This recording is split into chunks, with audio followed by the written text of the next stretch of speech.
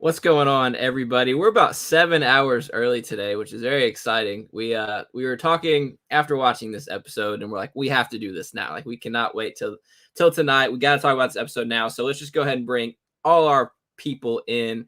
We got Colin, we got Matt, and we also have special guest Dwayne on today's show. How we doing, guys? I'm excited to talk about this Man, I'm episode. doing great. I'm doing great. I loved it. Although Dwayne thought I hated it based off of comments I made earlier in our group chat, but yeah. No, I don't think anyone hated it. I think this was an episode that it kind of let people your reaction to this episode will tell people whether or not you went into Book of Boba Fett with an open mind or whether or not you were kind of gonna poo-poo it regardless of whether or not it was good. Because I've seen a lot of people that are like, "Oh, since this was the best episode, does that mean Book of Boba Fett wasn't that good?" If you liked Book of Boba Fett, this was just like extra. And you're continuing to like the show. I think this was more of this tells us how much we're invested in Din Djarin and his story more than an indictment of like whether or not Book of Boba Fett was good up until this point. Right. 100%. My tweet from 3:53 a.m. after having just watched the episode. I love Star Wars. Enjoying it as one continuously evolving tapestry makes moments like tonight worth every second of investment. It's like if you went into Book of Boba Fett needing Book of Boba Fett to satisfy a certain thing, this episode was not for you. If you went to bed every night between last night and this week wondering what's gonna happen on Tatooine, this was not the episode for you. If you are someone who comes into Star Wars expecting a story to be told to you, this was the episode for you. A story inside of a larger tapestry that, guess what, the people watching have no control over, and like just take what the people give you, read the comic books at your own, at your own pace. It rewards you. It's like if you watch The Mandalorian, this episode slapped. Matt and I were talking. Imagine you never watched The Mandalorian and you watch this episode. It's also a little like backdoor pilot for you to go watch The Mandalorian without having spoiled anything, besides that he loses somebody little. It's great. It's perfect. Exactly. Like I think a lot of people, because of how ingrained we are in Star Wars and like how much it's been a part of our lives, forget that there are going to be people that are new to Star Wars and haven't watched the Clone Wars, haven't watched Rebels, haven't read the comics, the books, etc. And they're going to watch the movies and be like, "Oh, there's a series about that guy that was in Return of the Jedi and Empire Strikes Back." They're going to watch Book of Boba Fett, see this episode, and be like, "Oh, wait, there's another series? Go watch The Mandalorian."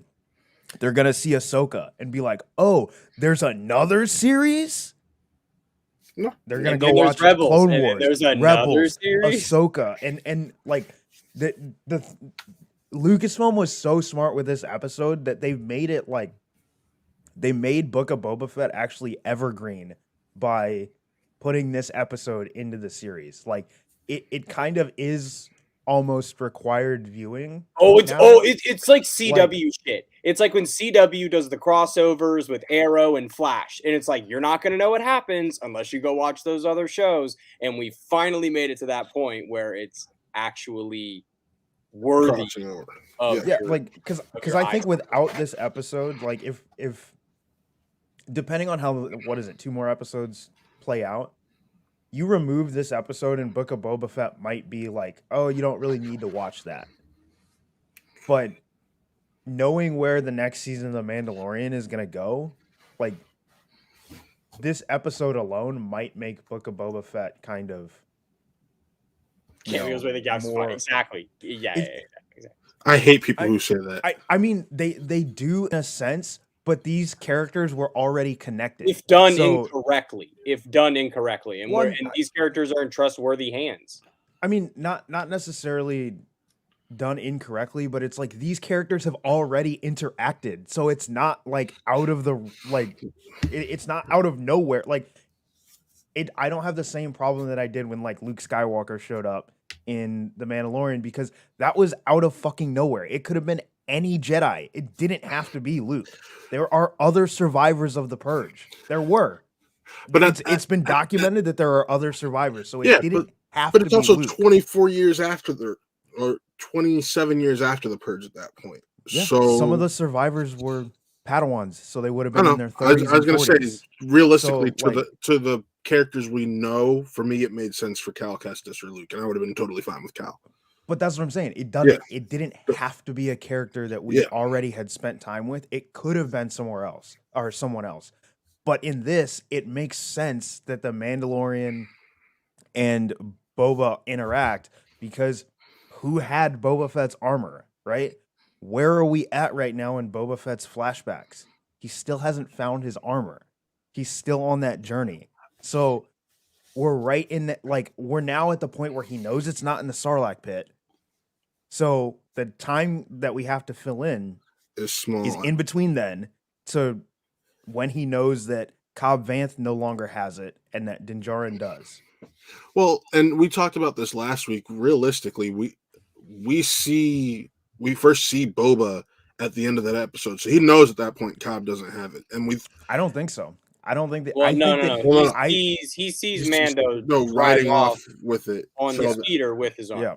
But so that's the moment. We've solidified that moment as he was led to that town from some piece of information. Honestly, I don't need to see it because I just filled it in, and I don't need to see the scene of him walking up to a bar. The ending of that flashback was him shooting Bib and taking the throne. So that's why we're like, okay, that affected the end of the flashback. It's over. At least that's what we felt.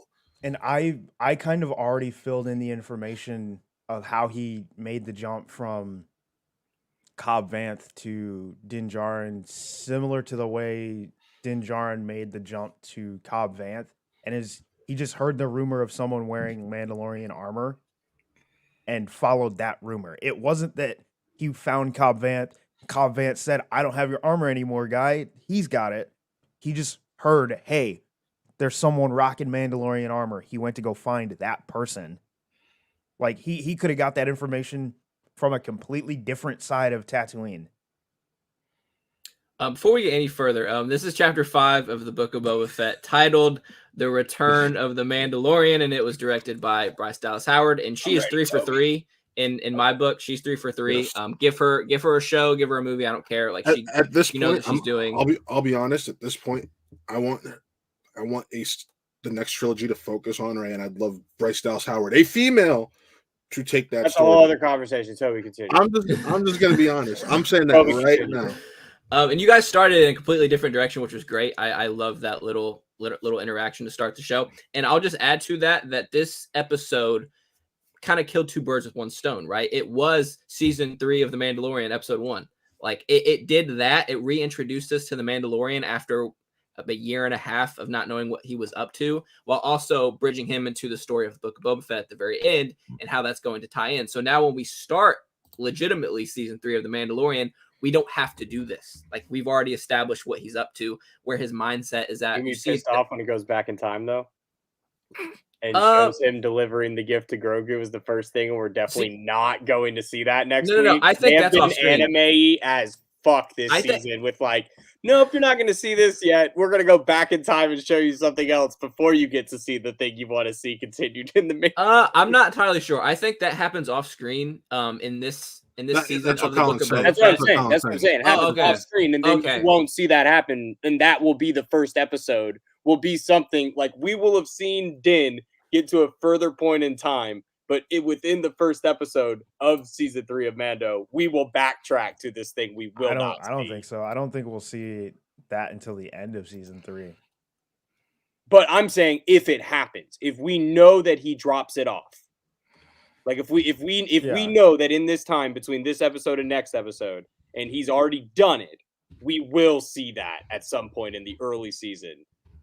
I don't think so. I think we'll see it at the end of I don't think we're But going to. why would you? But then it would just be a flashback. We would be going all the way through a story to go back to something that happened in another story. I think what Colin's getting at is because the line Mando says is first I have to go see. Yes, he's like first I got to go do this before so it's not like let's go help Boba Fett. It's like first let me go drop the package off. So if we don't see him drop the package off, we have to see it happen at some point. The Mandalorian is very much like Red Dead.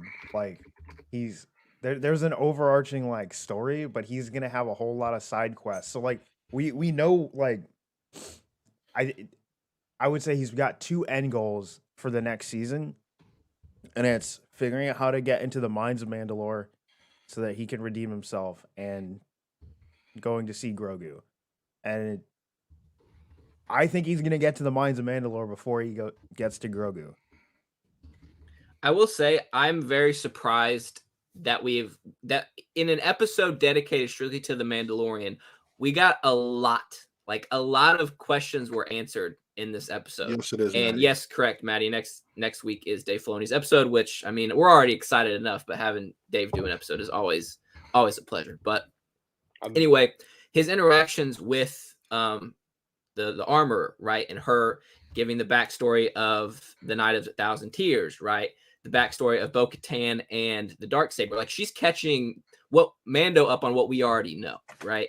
And to see the flashback of that such a big event in Mandalore's history that we've been waiting for in an episode of the Book of Boba Fett was very, very surprising to me. I thought this is stuff that we would be seeing way, way down the road, talking like middle to the end of season 3 of The Mandalorian, where we start to really get into the history of Mandalore and kind of get an idea of what Din thinks of all of that. Clearly, he doesn't want anything to do with it, but he still has the Darksaber, which is exciting to me because him wielding the Darksaber at the very beginning of this episode was insane, but he doesn't know what he's doing. He hurt himself, right? And that whole training montage with the armor was great too, because like it reminded me so much of Bo-Katan, or not Bo-Katan, but Sabine when she was training with the Darksaber. Like she was heavy, she didn't know what she was doing, right?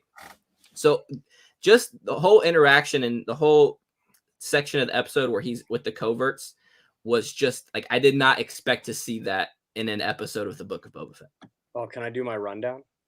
Oh, yeah. We got way too far into this. Yeah. All right. Go ahead, Colin. 5, 4, 3, 2, 1. This week on Not the Mandalorian, but the Book of Boba Fett, Din Djarin makes his return as he slaughters a group of Platoonians, and while failing to use the Darksaber correctly, burns his leg. He then retrieves the bounty, which is just information to figure out where the Mandalorians are. He goes down, he meets the armorer and Paz Vizsla. All in all, we get a little history lesson like we just mentioned. He figures out some stuff about Bo-Katan. He gets kind of the other side of her, like, oh, you're in a cult type thing. And he's like, no, you're in a cult. Paz then challenges Mando for the Darksaber. Doesn't go Paz's way. And then Din says, oh, you know what, guys? I did take my helmet off. Sorry. Guess I'm not a Mandalorian anymore. So then he leaves and finds out that he has to go to the pits of the mines of Mandalore. Then he meets Pelimoto, and she has a Naboo starfighter for him that they turn into a awesome Dom Toretto death machine. And Captain Carson Teva and Lieutenant Reed pull him over, and he was going too fast. But then Fennec Shan's like, hey, want some more money? Cool. Let's team up. Nice. 4 seconds over. It's 4 seconds over. You know what? That's a bit. That's a bit we've been doing. And yeah, we have been doing that the last couple weeks, and it's been good. I've liked it. But I just want to say real quick, when can we get Mando's N1 Lego? Like when can we get I was talking about that earlier. I hadn't picked out what Lego set I want when I go to Disney World in May, and yeah, that better be out. Yeah, I'm gonna need that soon. Like I understand Lego's a little bit better with Hasbro when it comes to releasing merch for their shows in a timely fashion. Look at you, Funko. Right. So I'm hoping within a year we get that Lego set. And I'm not even a big Lego guy, but I need that in my life. Personally, but that's me. Yeah, I'll settle for vintage collection. I mean, I just want a VR experience of like yes! through Beggar's Canyon. Like, let's go. Okay. So yes. Did anyone else think that it was gonna be the pod racer? Yeah. At first, I'm like, yeah. When I saw the yellow, yeah. When I saw the yellow, I was like, "Yo, is that gonna be the pod racer?" Because it looks like it. It was way too similar. My mind went from pod racer to Y-wing, and then they Mhm. got the full shot. I'm like, my favorite Yeah. starfighter? No, No, like you're as soon as it came all the way off, I was like, okay, it's an N1. But like for a quick second, I was like, yo, is she gonna give him a pod racer? And now like, how's they she supposed to and fly now that they in basically space? rolled it into Dom Toretto's garage, ripped out everything, put in a massive engine that literally sticks out the top. Something I've never seen Yeah. And Star in Wars. in Star Wars. The engine is it's beefy. Yeah. You know, I mean, like I mean, they gave him a NOS button. Like, I was so surprised how long that sequence was. Like Yeah, I it was took him happy like with it, though. 10 minutes to put this ship together. Yeah, And I loved every I will second say, of it. Logical Robot is touching on something I want to talk about, which from that sequence on, from that test flight, has got to be some of the most visually stunning Star Wars I have ever seen. Like I was like, just from a cinematography aspect, I'm like, this looks like some awards level cinematography going on right here, and I'm here for it. And it even had that Superman moment of him being next to the train, and we see the young Lois.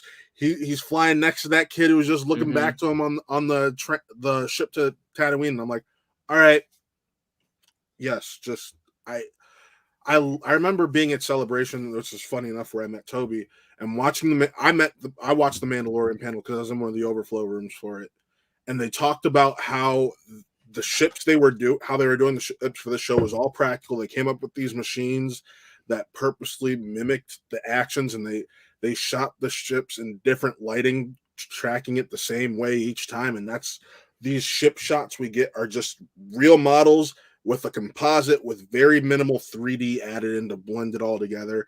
And you see that with this, and it's just gorgeous. Yeah, and can I we love talk previs. Yeah, and can we talk about Halo real quick? The volume is getting better and better. It seems What was like I every leaning on? episode. What was that movie with Matt Damon? And they're living like on basically like Elysium? the same thing. Yeah, Elysium. Elysium. I said Ilenium. Like it's just in Star Wars. The Ilenium system. But no, They that did that it in looked Treasure Planet incredible. also. Yeah. so On Chester Spaceport. Good Did- call, man. there was just so much in this episode. Like the We fact could do that a whole show there. Yeah, like the fact that we basically got confirmation that the Children of the Watch are like the continuation of the Death Watch, Hmm. which is something that like hadn't really been confirmed, but like was kind of alluded to up until now. Yeah. You know, it seems has like Din was rescued from an attack by the Death Watch, and like, but now like confirming that they were on Concordia, We and do that's the where they same hid. thing in and, American like, politics all the time. You just got to rebrand sometimes. Death Watch is a bad Right. brand. Confirming my dude Paz Vizsla is actually a part of the Vizsla clan. They Like- said that. Well, I mean, No, I yeah, said- we so we before- knew We that knew that already, in though. season No, 1. John Favreau said that. No, because it was he a played the different. voice. It was a different spelling, and they were teasing it. They never officially confirmed it. Yeah, That's they what did. happened with season They one. they confirmed that in season 1. That was I don't- confirmed. I don't remember that. Well, They did because It's okay. It's okay. the amount of research I've done on Mandalorian culture, like that like, because that's where I think the Mandalorian is truly going. Is I think in season 3 he's going to have a like crisis of faith, and the thing with him having the Darksaber, and it's similar to with Sabine, is you kind of have to forget being a Mandalorian because Look, guys, the helmets saber on, was, helmets off. We all just got to come together, man. Like it's Well, like he's like standing in a room of people with their helmets on, their helmets off. He's like, yeah, I was hoping she would have challenged the armorer in that moment, right? Where she's like, "You took your helmet off. You know, I you no thought he was longer a gonna take it off. Mandalore." Like, why didn't he be like, well, Bo-Katan doesn't? She takes her helmet off. Like, yeah, but she just called her what's the crazy. deal? That's not a But good idea but- to sign with the girl she just called a but cult. that's because, and this is where there's two kind of, this is where it kind of is there, like the fundamental difference between the Children of the Watch and like I believe in Clone Wars they're called true Mandalorians. Yeah. Is true Mandalorians believe you have to be born of Mandalore in order to be Mandalorian, whereas the Children of the Watch, if you are a foundling, you can become a Mandalorian regardless of where you're born, which is what I think is Din's going to start to have like a crisis of faith of what it truly means to be Mandalorian, And like similar to with Sabine, and because a lot of people forget that the Darksaber was made by a Mandalorian, the only Mandalorian Jedi. And in order to wield it, you kind of have to forget some of the things that make you Mandalorian or unlearn them. And I think that whole process is going to be like a super cool journey. And hopefully Din ends up sitting on the throne of Mandalore. That's what I want to see. I mean, it reminds me so much of like Jon Snow in Game of Thrones, where like Jon Snow is like the heir apparent, but he doesn't want to be, and he ultimately chooses not to be at the end. And I mean, we can argue about that for days, but it seems to me like Din Djarin is clearly like being set up to lead Mandalore, but does he want to or not? And right now, it seems like he doesn't want to. And why would he? Like Mandalore, like he said in season 2 of The Mandalorian, is glass. Like it's completely destroyed. Like there's only a few Mandalorians left. Like what's the point? That's what they said in season 2. Yeah, they said that the Empire turned Mandalore to glass. Oh, I thought that was like some new thing the kids say. Like it's like destroyed. That's slang. And so I was like, did you just throw some like new slang that I like had totally missed? That was sick. I like it. No, I think they're I think it's gonna be part of his journey to eventually want to do it, because we've already seen that he wants his own clan and he wants his own house, and it's kind of just, it's how far into Mandalorian like politics does he really want to get is going to be the question. I think Boba Fett would be a way better politician on Mandalore than on Tatooine. He's not like his values and stuff. It's way hard. It's like he's not going to change a whole planet. Dude cannot change a whole planet. Like we're not going to like because I still don't know when we're talking about the book of Boba Fett. But obviously this is the Mandalorian episode. But I am kind of with the people who this. I don't know what the point of this show is. Do I care? No, because I'm enjoying every episode of it. And if I'm having a hard time judging it as a series, because I don't know if there's going to be a season 2, nor do I know how much Boba Fett will be a prominent character in the first part of Mandalorian season 3 that may warrant Din coming into his story at the back end and then continuing it on. There's just too much to go on when it comes to like Backlash, just being a Mando episode and all this stuff. But I still don't know what Boba's real end game is. Like if he becomes crime boss of Mos Espa, what next? Like you still got to deal with shit. The only reason the Hutts were able to control Tatooine was because they were like a multi-planet conglomerate. Like they had a monopoly on smuggling and bounty hunting in Hutt space, or just the Outer Rim in general. He doesn't have that reach. He doesn't have that clout. He can't go get an investment and expand his business. There's no angel investors to come in and like increase scale of his operation that fast. So does he just say fuck this and leave for Mandalore? I think there's a world where that happens. Like I don't know what his purpose on Tatooine really is. Is he the savior of Tatooine? Is he gonna bring the water back? Like, cool, if that's it. If I gotta wait 2 seasons to wait for the water to come back on Tatooine, I'll ride this shit. I will ride it all the way out. But did you guys have an idea? Like what would be something in episode 8 that you're like, wow, this was a really good resolution to a single season story? Well, we might be looking at the only person that has any like maybe even semblance of knowledge of Mandalore that it would be willing to help Din. I don't know if Boba Fett gives a shit about Mandalore. Honestly, No. I'm talking about when Din gets to the part of his journey where he needs to go to Mandalore. Who is he going to go to for information? The Children of the Watch aren't going to help him. Right. Bo-Katan's not going to help him. So who is he going to go to that could possibly have any information about Mandalore? It's either Sabine by or way of Boba Ahsoka. Fett.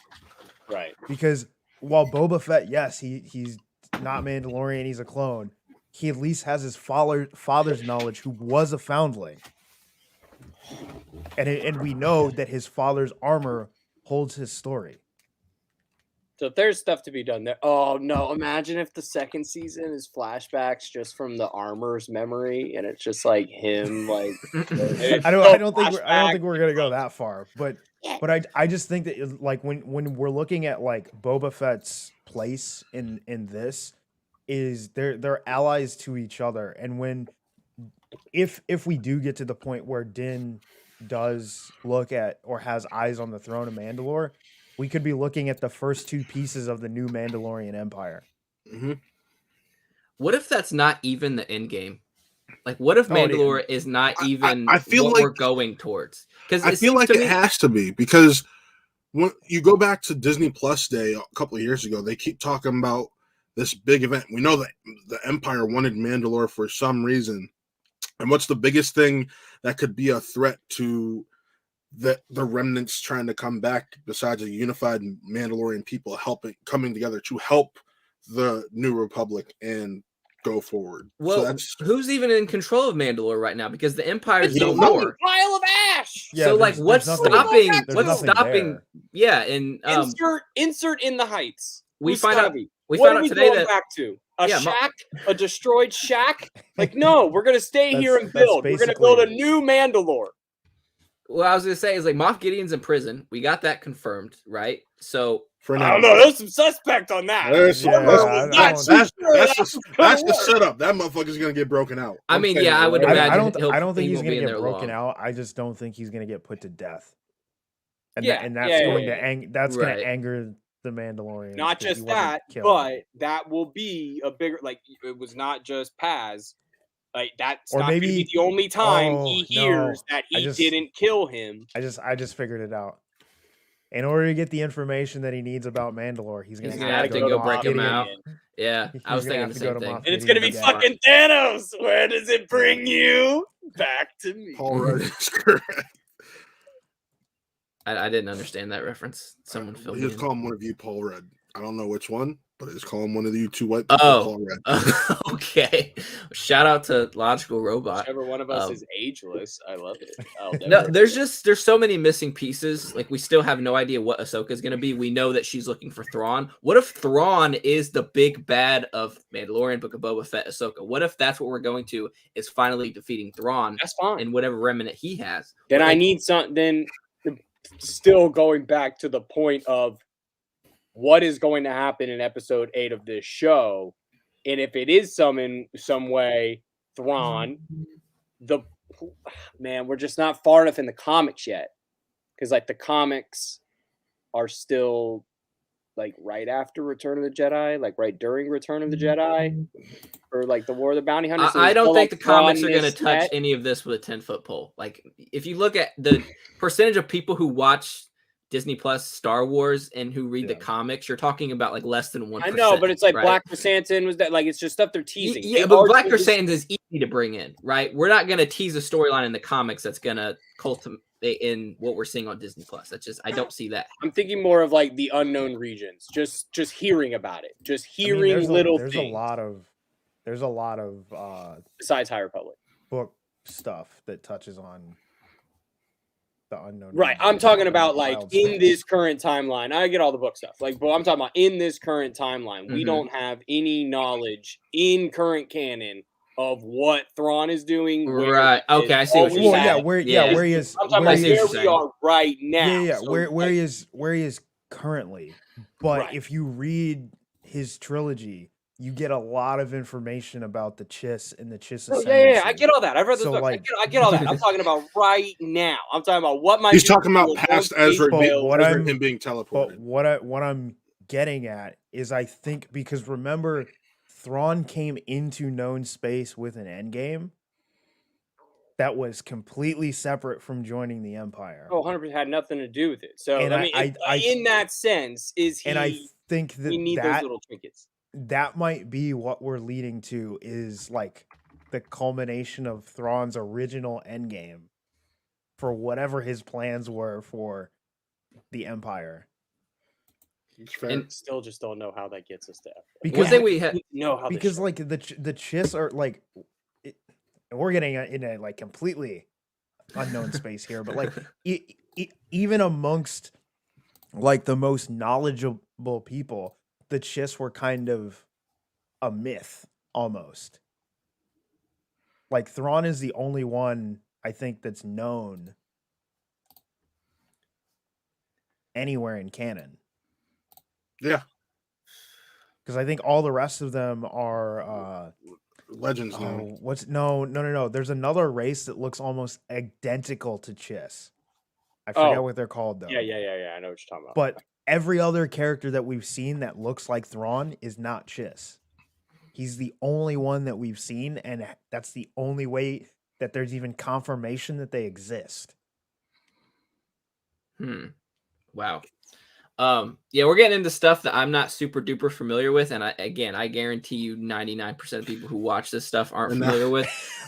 And now Toby's like, I'm gonna do some digging later. Yeah, I mean, no, that's why I love this stuff. I love having these conversations and then me getting on Wikipedia and finding like the shortcut versions, right? So that way I'm up to speed. But another thing we haven't really talked about, and that people, and me specifically, has forgotten about up till now, but they tease the Empire's cloning program in season 2 of The Mandalorian, right? When they're on, the base and they see that freaking tank full of sludge or whatever, and people immediately started talking about, oh, that's Snoke, or that's what Snoke could end up becoming, right? And so we still haven't even gotten close to bringing that back up again. So that could play a part, or I guarantee you will play a part at some point. Boba's like, no more clones. And we talked about during our Bad Batch, our breakdowns of those episodes, that Bad Batch could easily tie into what they're doing with The Mandalorian and this whole story. Specifically, the last scene of the Bad Batch where the Kaminoans show up, and we got that Empire guy dressed up in the same exact outfit as the homie from the first episode of The Mandalorian. So there's so many teases in these shows, which I love, because we can just kind of pick it apart and try to figure out what their plan is. But we're always wrong. I know for a fact we're probably not even close to what they're actually doing. I mean, look at Luke Skywalker showing up, right? Dwayne probably the closest. No, I like where Dwayne's head is at for sure. But there's just still so much that we don't know. We don't know any idea of what season 3 of Mandalorian is going to look like. We have no idea really of what Ahsoka is going to be, right? We still have this whole other show that may or may not happen. The New Republic show that we still don't know if that's even happening or not. No one wants that. Boo. I don't know. I think we're gonna get it, because I think it's being revamped right now. I think it will be like a Bo-Katan show, maybe. Have Bryce Dallas Howard do that. Did you guys? It's gonna be with it's gonna be with old homie in the Carson the Teva. X-Wing. Carson Teva. Shout out to Carson. Did you guys see who? So it was. Well, he was supposed to be in it. Lieutenant Reed was played by Max Lloyd Jones, who played Luke's body double. So getting that boy in there, who has a pretty face when it's not covered in CGI. He was on the Switched at Birth show on ABC Family, so he's got an ABC Family face, so it's marketable. And who knows? I mean, that a guy that's been on a Disney product, get him in there as something else, and who knows? Get him in there as Luke Skywalker too. Get him doing double duty. I think the smart thing that they've done with where we're at now in Star Wars is they stopped putting out books and comics and stuff that in are the kind same of like era. Yeah, because the problem I had with kind of the journey we had with the sequel trilogy. Dwayne, it was literally called Journey to. Each time that there were books leading up, they literally called it Journey to the Rise of Skywalker. Well, but the problem is I read all those books, and outside of Palpatine being, Snoke being a Palpatine clone, I called everything because you could see all of the strings in the books if you were reading them. You knew the First Order were remnants of the Empire. Like, you knew all of these little like pieces. Like, if you were watching Rebels, you knew that they were already stealing children that were Force sensitive, which made sense that all of the First Order stormtroopers were Force sensitive. Like, it all of these things made sense. And I'm glad that they stopped doing that. So now that we can theorize all day, but we have like way less educated guesses to make. Yeah, there's no like while you were away during the book of Boba Fett, read this comic book that tells you about the robots in the kitchen and their adventures. Like there's none of that. It's just good. Like every last shot of each one of these episodes since Mandalorian has done a fantastic job of leaving you wanting more. And sometimes that's to the detriment of the show. But this show, unlike most, has a unique opportunity to like satisfy fans on such a level that they're handling that responsibility so maturely that like a lot of shows, maybe a handful, reward you for just being in the moment with it. And I think that's kind of what I've learned from this show is just watch it. It's not because to Toby's point, I don't think if you sat us down and said, all right, I got 8 episodes. I need a plot point of what's going to happen in each 8 of these episodes. And you took away our knowledge of the trailers, you probably could have nailed, well, he's going to have to get his ship, all this kind of stuff. But the main stuff we've gotten, you're really not, you're not guessing that stuff. You're not seeing this. And then Mando coming up, this show, this universe is kind of what I'm getting at. Nothing else is like it. Like even Marvel, because Marvel has everything Marvel does comes from something. Dan Casey makes 10,000 videos a week on Nerdist about every single way something could tie back into something in Marvel. In Star Wars, you're really only going back on like it's history. There's no like alternate universe stuff. There's no different timelines. It's a singular story. So you're going off of this as a history.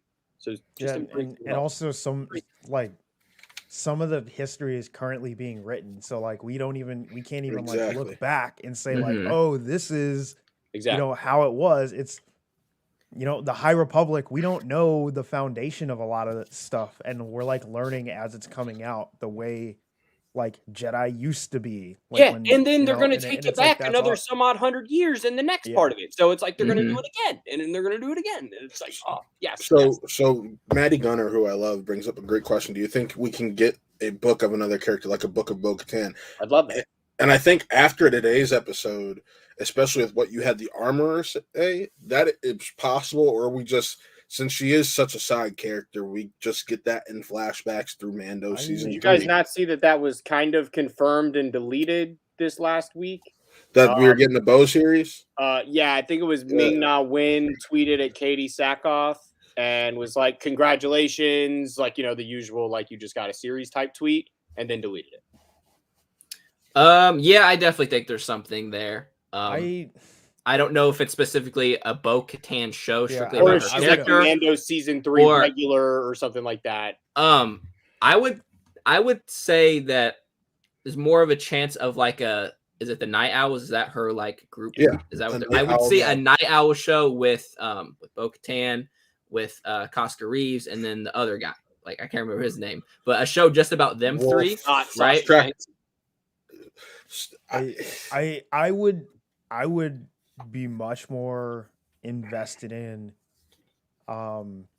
depending on how Ahsoka shakes out and what that is going to look like exactly. If we got a book of Sabine, I think Sabine would tie into the Bo I think show. We've gotten enough of Bo-Katan's story.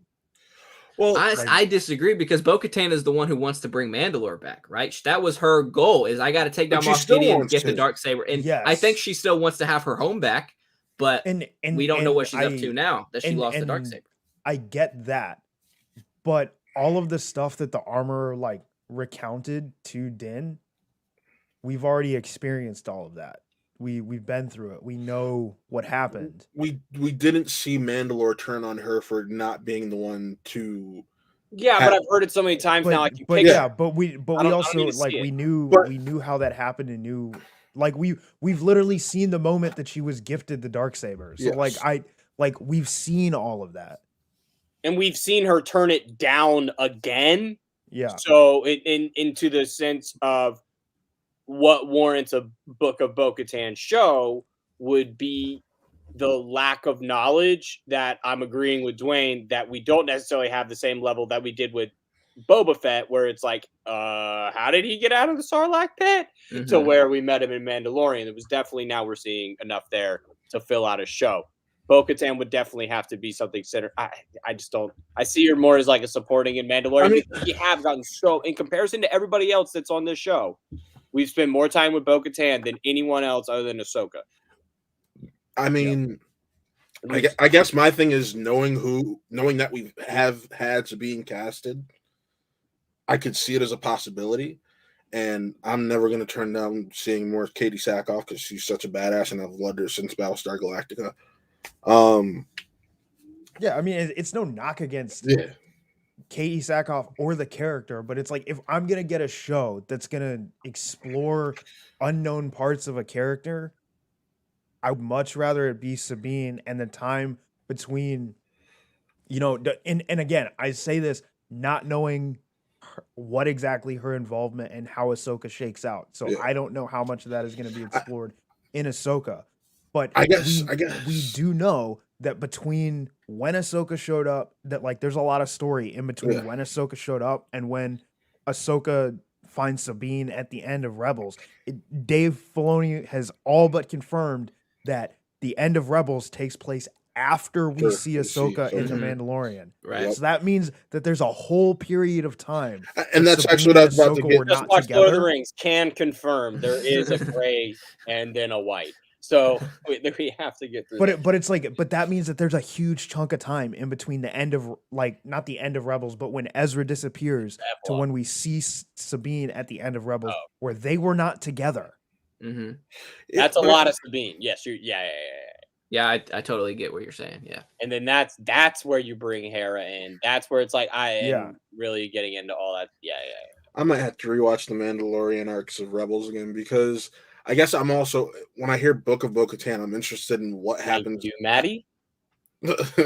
I second that, Maddie. More Bill Burr, please. Well, I'm interested in seeing... I thought that was the Book of Baker Mayfield. The Book of Baker Mayfield. Jesus Christ. That book is closed. That book is about to be in Indianapolis. That's been put on the shelf. No, keep him away from Indy, please. Yikes. No, thank you. Yikes. I ranked the NFL starting quarterbacks the other day on a stream, and I was just like, you know what? Let's just get this one out of the way and put him at the bottom. I wouldn't put him at the bottom, but he's. I mean, he was down there with over that man.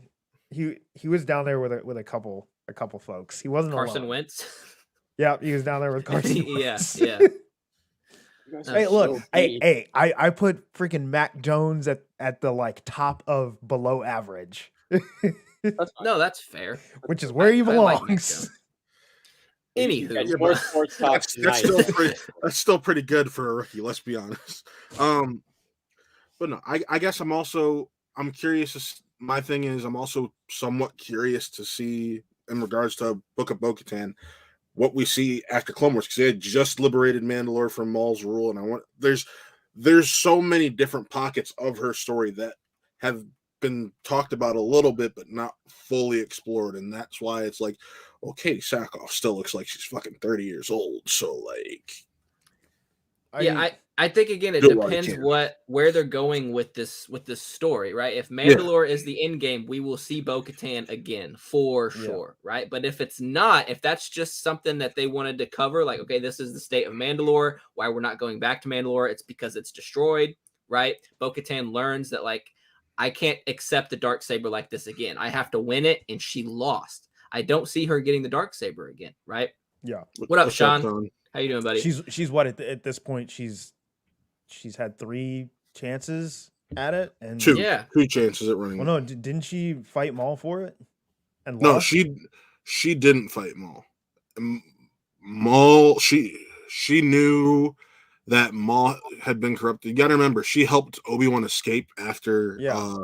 And that after that, it was about her building up the resistance, because Maul had basically he released the prime minister, gave him his power back, and was running things behind the scenes. Yeah. So she hadn't fought. She's realistically only had 2 chances herself. That's it. I'm watching the scene. She runs at him. Maul force chokes her while he's sitting on the throne. They never actually like have a little spat. Right. And it's all to get Jesse back. No, I totally get what you guys are saying in the fact that we know so little about Oh what yes, Sean, yes. Yeah, we have no idea what Sabine has been up to since the end of Rebels. I would like to see more of that than what Bo-Katan has been up to. But as I was saying, if Mandalore is the end game, we're going to see more Bo-Katan. We're going to see Sabine in the Ahsoka show. So we're either way, I think we're going to get what we want. It's just, again, how are we going to get there? And I don't even know if John knows how we're going to get there. He seems to be writing the stuff, right? He's probably writing With Dave whispering in his ear, like, Are you kidding me? Dave Filoni has been writing stories in animation. He's been like 3 years ahead of everybody for the last 20 years. Because they have to like. This has all been previs. Yeah, this whole thing's already been previs. I don't know about that because we knew Dave was writing. We knew Dave was writing Ahsoka last year. Is all right? previs, bro. No, Toby, I think you're misunderstanding what Colin's saying. Dave has probably had this written out in his mind in like stories forever, and it's already been visualized in his head. So he's just handing shit to John. Basically, the exact opposite of how they made the sequel trilogy. Yeah, exactly. I wasn't going to bring that up, but I mean, it's fair. Machine execute an established plan and improvising along the way. Yeah, with the way some things have been dropped and like, and I know some of it is they've gone back and said like, what can we pick to use again later or use now that we're making something new? But the way some things were laid out, like you can tell how far in advance they were thinking down the road to work. You didn't hire Rosario Dawson for a fucking cameo, right? Like that. It's one of the most secretive things to ever happen in all of Star Wars. I remember when someone like when they first casted her and then they were like, oh, is there gonna be an Ahsoka show? And someone was like, there's no way. I was like, they didn't get Rosario Dawson for one episode. Like they did not do they didn't get her for one episode. There's gonna be a show. As soon as I heard Rosario Dawson officially cast, I'm like, all right, we're getting an Ahsoka show. We are getting an Ahsoka show. And I mean, I actually wasn't on board for that quite yet because we had been hearing rumors for months about an animated Rebels sequel series, and then now that ended up not being a thing, instead, and now it's live action. So, and we talked a little bit about that maybe a couple weeks ago about last week. It was literally last week. Yeah. So as I've said a million times now, there's just still so much we don't know. We have no idea what season 3 of Mando is going to look like. We have no idea really what Ahsoka is going to be. We know Thrawn, but that's just one piece, right? We didn't know what Mando was going to be till the first episode, right? Like once Grogu showed up, that changed everything, right? So it's fun to speculate and have all these ideas, but I guarantee you that maybe John doesn't even know where this is going yet. And that's fine. Like hopefully this ride lasts another 4 years, 5 years. That would be awesome. Like I don't want this to end anytime soon. Well, totally. I don't think it will. And I think we're in the area where it's a perfect transition to talk about this. I like where your head's at. That's exactly where I was going. Man, what news this was, right? I mean, we've been seeing more and more of this Ahsoka show getting cast. We got Sabine cast not too long ago. I guarantee you Ezra is right around the corner. But then out of nowhere, Mary Elizabeth Winstead cast in. No, they just get really hot in here. Oh my God. Dwayne's face is like, I mean, we don't know who she is. No, it's not who she is. Irrelevant. Yeah. It's just because it's her. It's the quality of actress. I mean, but for me, I need to know like more information because like with Star Wars, it could be Mary Elizabeth Winstead, and we like don't even see her face. True. So like, I need a little bit more. She's playing an Ithorian, confirmed. Here, I'll pose this question for you, and I know we don't really. I know a lot of us don't really care for John Roca, but he brought up an interesting theory where she could be Hera, and I know this is kind of where Colin and I kind of got into the conversation. He was like, "I don't want this to be the Rebel sequel because I wanted that in animation." And it's like, well, here's where we are at now. They need Star Wars content. Live action's hitting it off on television. It would make sense for her to be Hera timeline wise, especially if we're talking this time after Rebels ended with Sabine and Ahsoka, and she's got the right attitude, and and she's that good of an actress. So, Maddie, I didn't know if you know this. Satine is dead. Satine's been dead for a minute. He knows. She's just being. That's what I thought. Satine in flashbacks, homie. You don't cast Mary Elizabeth Winstead flashbacks. Face as soon as he's. No, sorry, I was looking up something. No, I would think if she was playing Hera, that would have been part of the report, but it wasn't. So I think this is a brand new character. I don't think it would have been. Because we still don't have anything official from Star Wars that Sabine is actually cast. Like, I have not seen a StarWars.com tweet saying that shit's happened. We're getting all these rumors together, then they're just going to drop all three of them at the same time. Here's who's playing Hera, here's who's playing Sabine, and here's who's playing Ed. I don't think. Oh, excuse me. I don't think that if she is Hera, we're gonna get any sort of confirmation of that. Strictly because we know Ahsoka and Sabine were together. We do not know that Hera was with them. So that could be a surprise in the show. I mean, I wouldn't even be surprised if Hera doesn't show up. Like, she's got a whole kid to raise now. Yeah, right? Like, she doesn't want to be a part of their shenanigans. Conversation last week. I don't need these people to be rebel people. She could be somebody brand spanking new. I don't need her to be Hera. I don't care. I would almost rather her not be Hera. Yeah, because, I just want her to be in the show. Similar to how I might feel if like Tia Sakar is not Sabine. Like, I would feel a little weird about it not being Vanessa Marshall. But, you know, similar to Ashley Eckstein, Vanessa Marshall, to my knowledge, is not overly like experienced in live action portrayals. Unlike Tia Sakar, who is and has multiple live action credits. So like, I would understand why they wouldn't choose her to play Hera, but like, it would still feel weird. And I think a lot for me too is, does the actor or actress look like the character, you know? And I understand people's, you know, love and obsession for Ashley Eckstein. I get that because she made the character, right? But she looks nothing like Ahsoka, and she's like 4 foot tall, you know? So I just don't see a world where Ashley Eckstein would have been cast as Ahsoka. I mean, to be fair, she's done cosplay and she looks great, and Ahsoka actually is supposed to be short. I mean, but she's not. But she's not a like live action actress, right? I get that. That's why I was like, okay, I would like it to be Ashley, but she's not super experienced in live action acting, so I get why they didn't pick her. Yeah, I'm also not on the other live action Ash Ketchum with the voice of Ash Ketchum because. But like Tia Sakar on the other hand does have multiple live action credits, so like she has experience with acting in front of a camera, so like I think they should at least try and give it a shot. And if it doesn't work, it doesn't work, and they got to cast somebody else. But I think that like I definitely I think she should get dibs. It would be foolish to sit here and think that if it's a possibility, they did not have the conversation and run the idea. I think that's where they start. I don't know, because Ashley Eckstein said that she didn't know about Rosario Dawson until it broke in the news. Well, I have enough of. I'm sure there's enough of like what she's not gonna be out there flipping and shit. Like she's not. You know, you can just tell. Mm-hmm. I'm kind of on the same boat with Tia Sakar. Like she's kind of more of like in her live action stuff. She's more comedic. She's more light.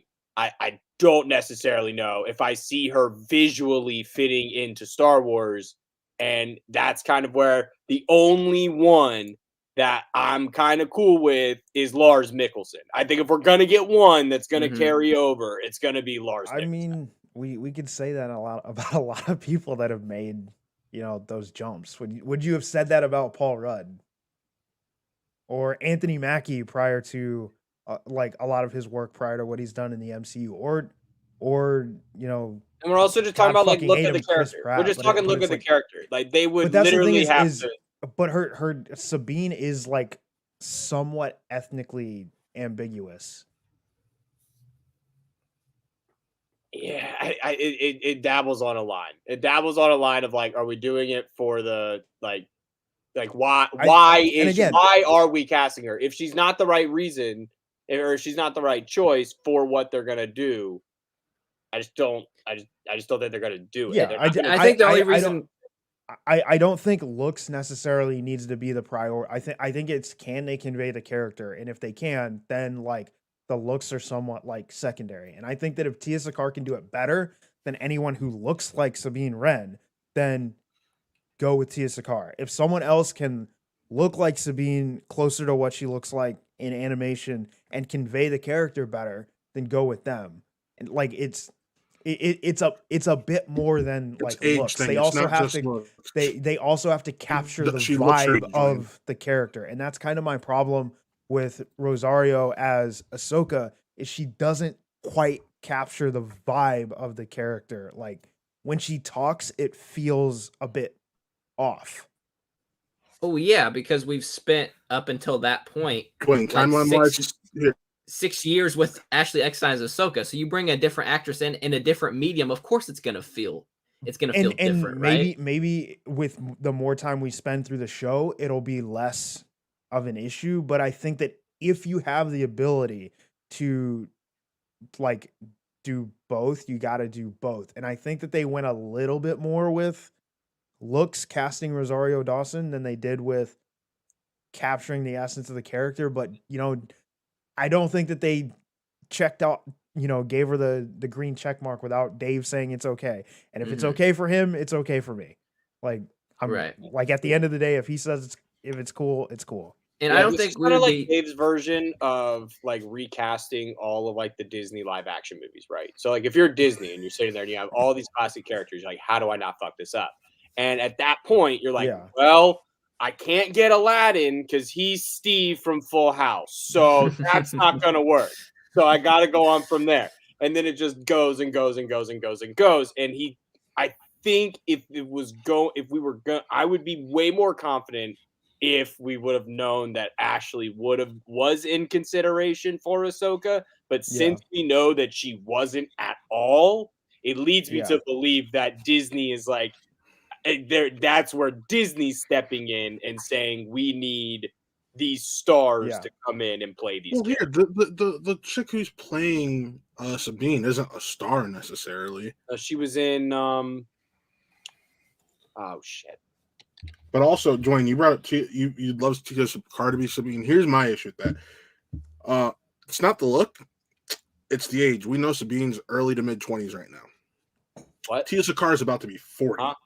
Hold on. Okay.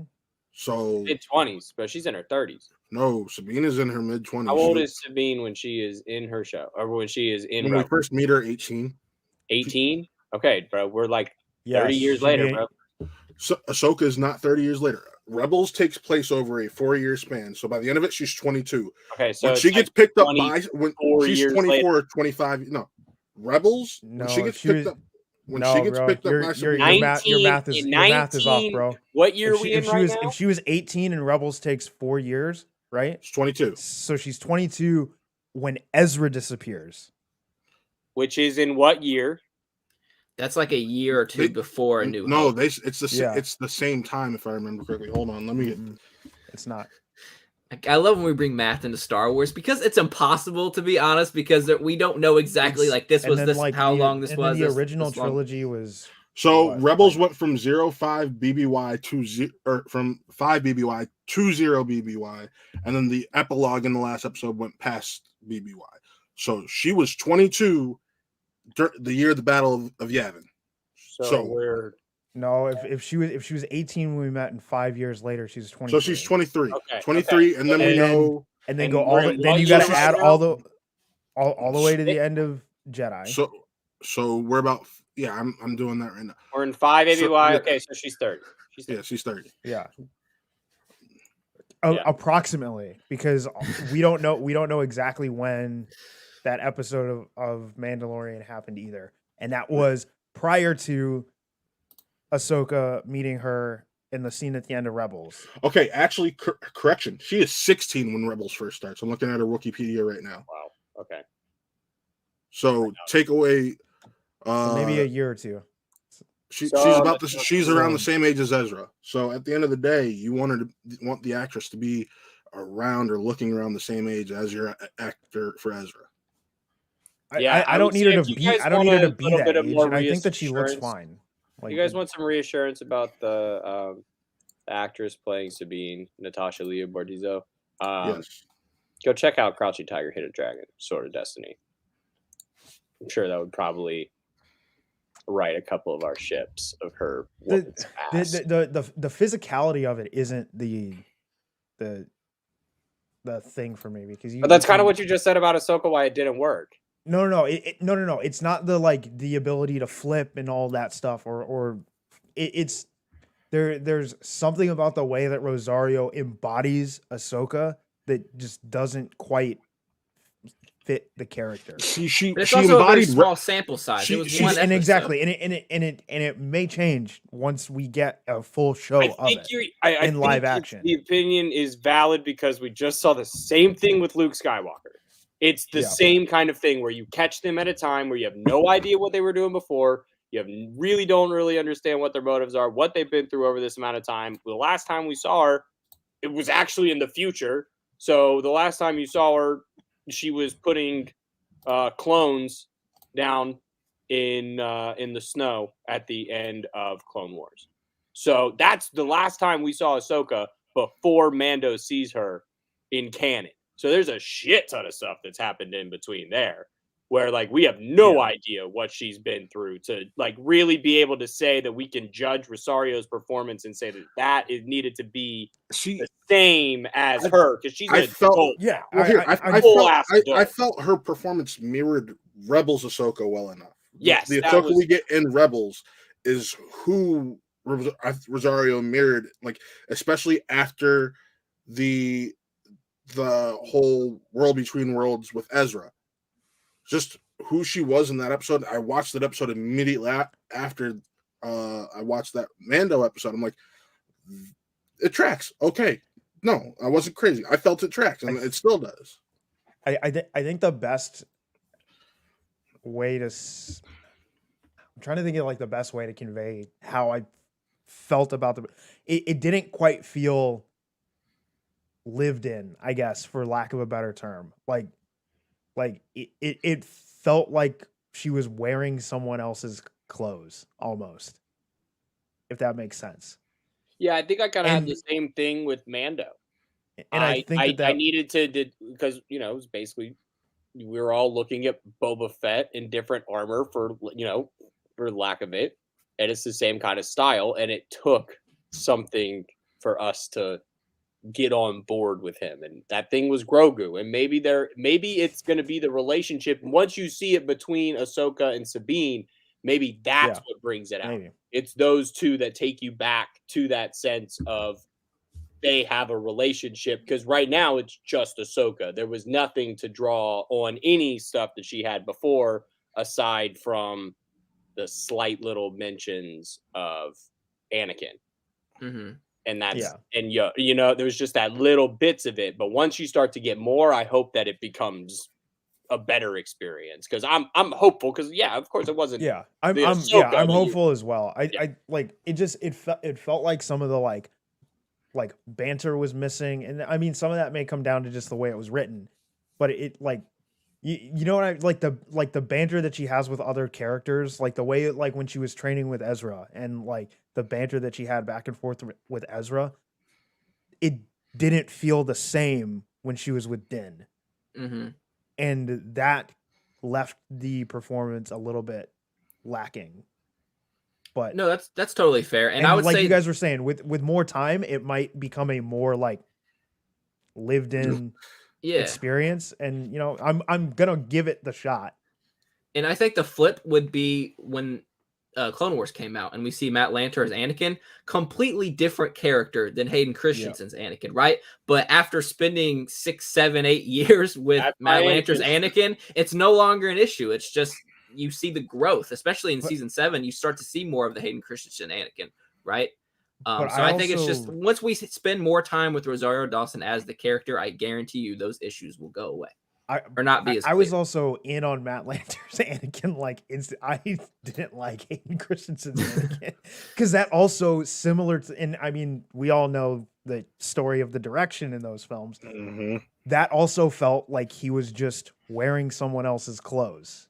Like it didn't feel like he was living in the role. agree. Felt like And I I mean, agree with you. granted, around that in a was Darth all Vader of that was most of the actors in those movies. Yeah. Because they weren't really living in the directed. performance; they were just doing what they were told. Like here, puppet I will strings. say this: the back half, like from after the whole scene in the Emperor's office when he turns, after that scene on, I love Hayden Christensen's performance. I don't care about anything before that moment or Attack of Clones.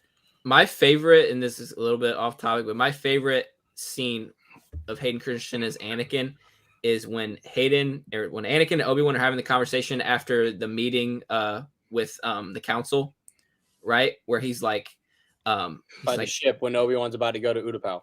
No, the one before that. It's the meeting before that. We're in the hallway and Obi-Wan's like, the council will have a special mission for you, and that whole scene for me is so good.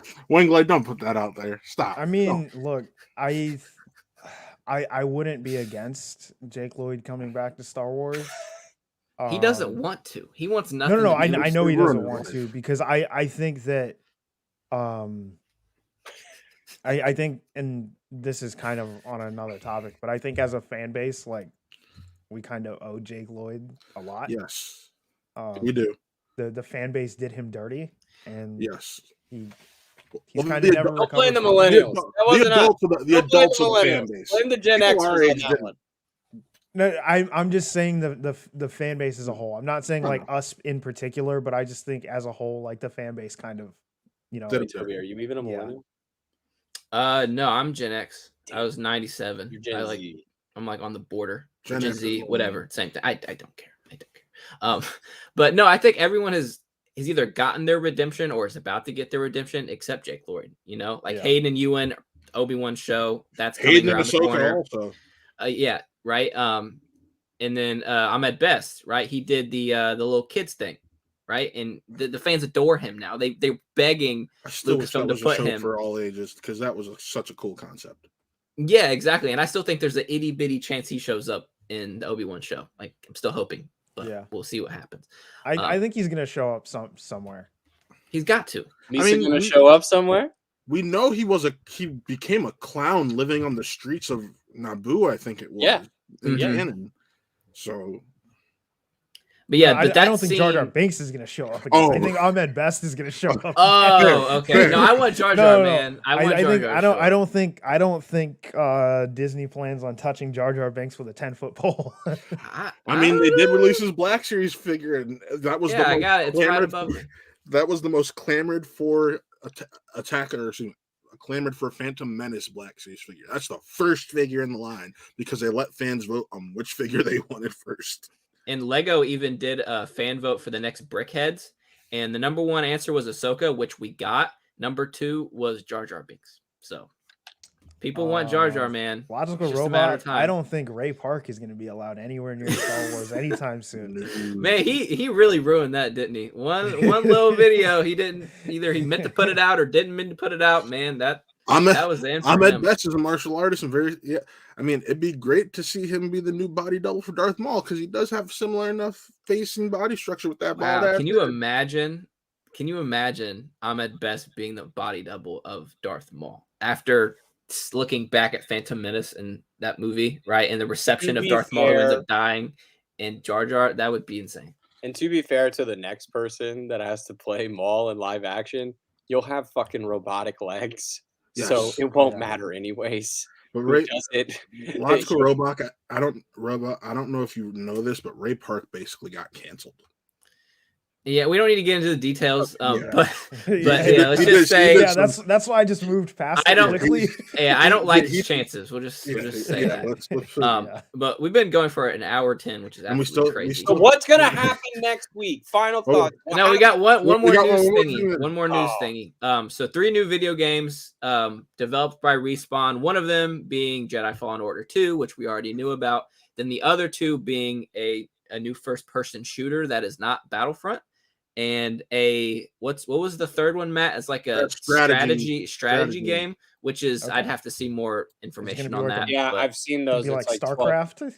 Yeah, it's gonna be an RTS, and it's gonna be extremely boring and something that makes them a lot of fucking money. And speaking of Fallen Order, we didn't talk about seeing a BD droid in this episode. That made me very happy. When he puts the hologram on the ship, I was like, damn right. Yeah, so good. It reminded me how shitty the Fallen Order map is. Oh my God, I hated that shit.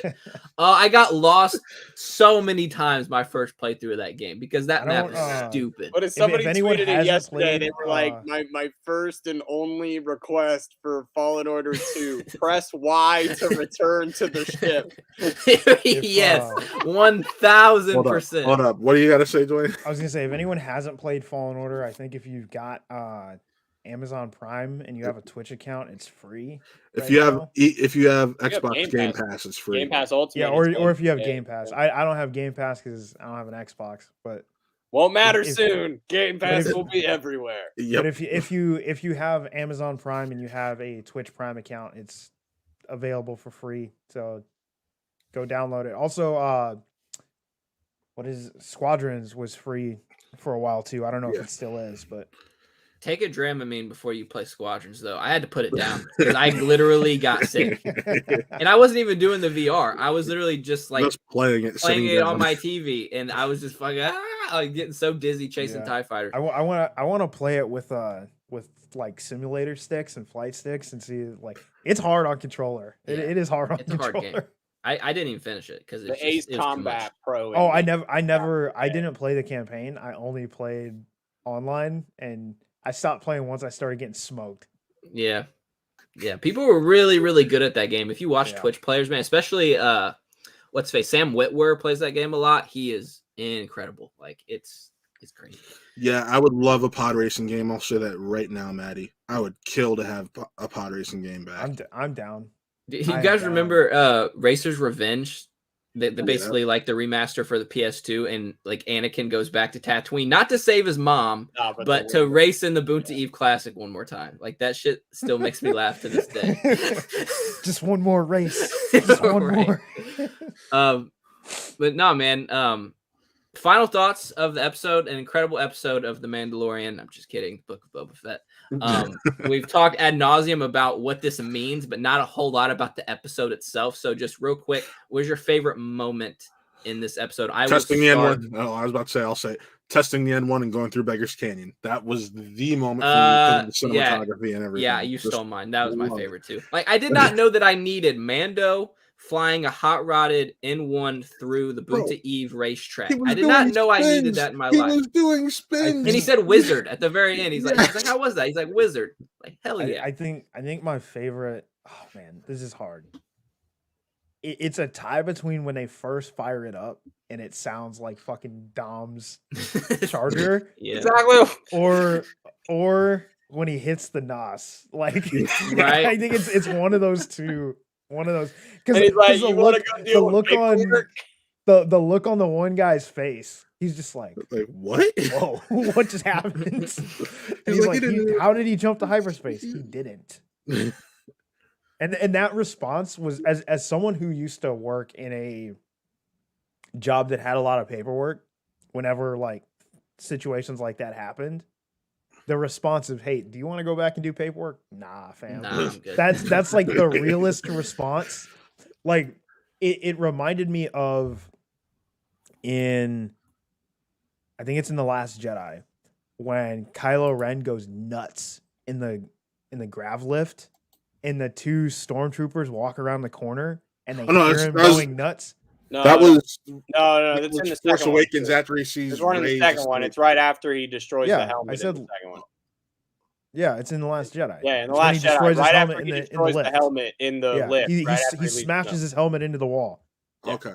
Yeah, I don't remember. It's right after Snoke calls. It's right after Snoke calls him a child or whatever, right? I don't remember stormtroopers coming around the corner. I just remember. Yeah. They walk around the corner. They hear him going nuts in the lift, and then just turn around. So, like when I was a young like new guy in the military, we'd like walk into like our headquarters building, and if you heard like the higher ups yelling, you'd just be like, "Peace, I'm out of here." Don't want to get caught in that crossfire, Right. because you knew if they walked out of the office and they saw you, you were next.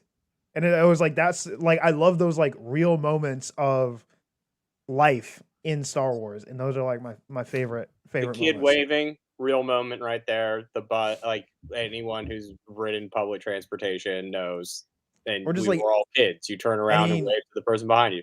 or anyone who's or like even when he like looks out the window, like anyone who's been on a road trip, like Oh yeah, when you look out you- and you see yeah the truck when you get driver. when you get the truck drivers to honk their horns. It was great.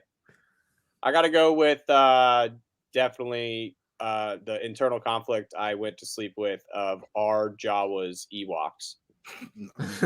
Because for the first time, we saw so much of their fur that we've never really seen before, at They're least furry. like this explicit.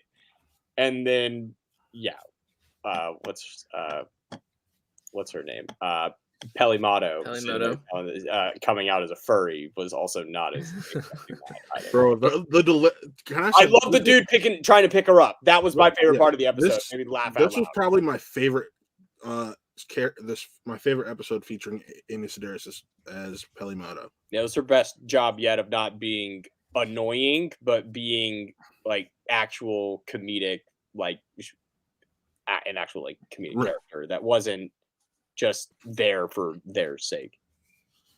Yeah, I think I'm getting used to her character. Like when we first saw her the first couple episodes, I was like, I don't know how I feel about it, but we've seen her 5-6 times now, and I that's her character, and I've accepted petting zoo with that thing. We could have made a fortune, right?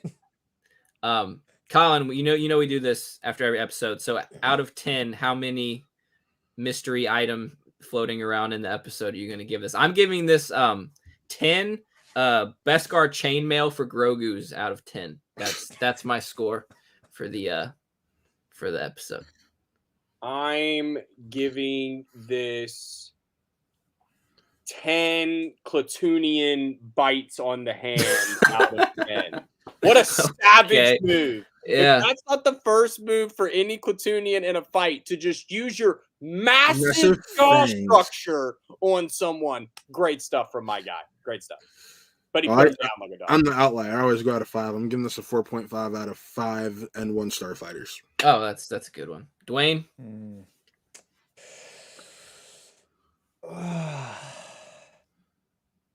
Oh, this is just a random thing you saw in the episode and just give it out of 10 is really what this is. I almost chose the thingy mabob. You could have done BB. Like, oh, that was I think I'm gonna give it 8 vibro knives. Hey. Oh, there you go. That's good. That's good. This is the way. This is the way. Well, guys, an hour 18. This is our longest episode by far. Yeah, in a long time. Dwayne, please come back. You were a delight to have on the show. We appreciate you. And shout out to Maddie and Logical Robot and Sean in the chat. We appreciate you guys. Make sure you like this video and subscribe to the channel. And we will be back next week. Not at this time. I don't think we'll be back at this time next week. But if Toby's free this early, maybe. Yeah, I called in today. I'm not gonna lie. Like I woke up and I'm about to watch the episode. I'm like, this is gonna be something special. I just had a feeling. And I didn't want to go to work after watching this and be distracted all day, being on Reddit and Twitter talking about this episode. So I made the wise decision to call into work. But I don't know if we'll do that next week. It's good to be one of the managers, isn't it? Hell yeah. All right, well, thank you guys for watching. We will be back next week breaking down Chapter 6 of, we assume, the Book of Boba Fett. But after this week, who knows what we're going to get? Next week could be Ahsoka Season 1, Episode 1, for all we know. But thanks for watching. We appreciate you, and may the Force be with you always. This is the way.